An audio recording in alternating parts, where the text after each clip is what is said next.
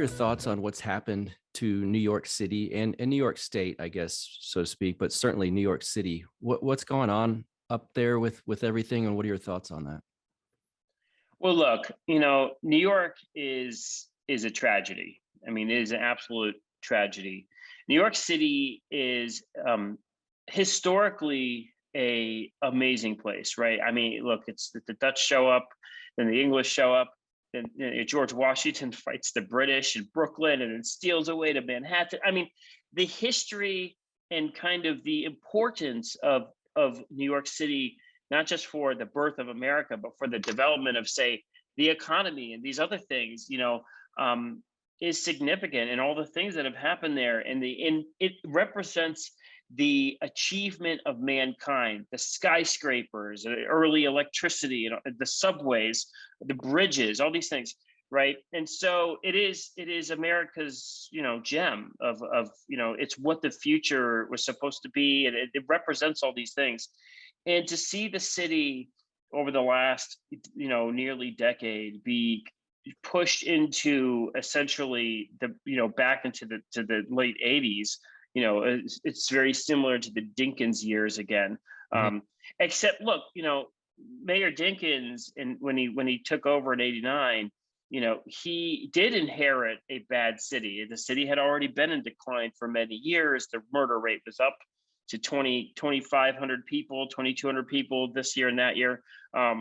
With de Blasio, he inherited a wonderful city, Yeah. right? He inherited a city where the crime was so low, it was virtually unpreventable. He inherited a city where the economy was thriving, people were moving there. We had moved there during those years.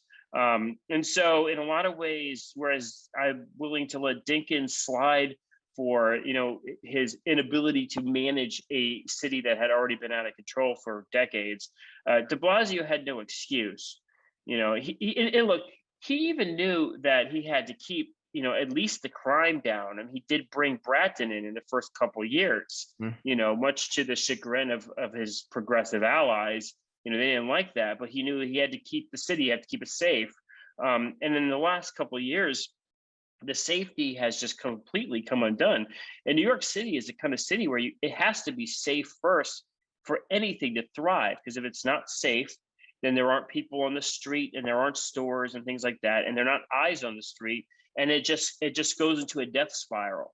I was there a week ago, and yes, the city is kind of coming back, but there's an eerie strangeness to it that's partially lots of businesses have gone out because of COVID.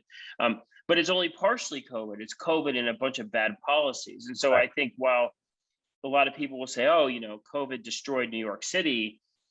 Yes, COVID did damage, but all it did was accelerate what was already happening in the city. Had COVID not happened, the state of the city is still in decline. And I think the big issue is that in the 25, almost 30 years of restructuring of the city to be, the New York, the safest major city in America, there was a lot of infrastructural changes to policy and things like that. And in a lot of ways, de Blasio came in and undid those things. So, they got to get the crime under control, but there's a lot of damage done in social services and other things that are hugely problematic for the future of the city. Now, of course, the election of Eric Adams in his primary over Maya Wiley, I think, is a significant, basically punch in the face to the progressive left, because I mean, this is the most progressive city, maybe besides San Francisco, but for the progressive left or to be basically shut out of the New York City mayor's race and elect, a police officer and a former Republican to the mayorality. I think it's the canary in the coal mine for some of these policies that have been running rampant in our major cities.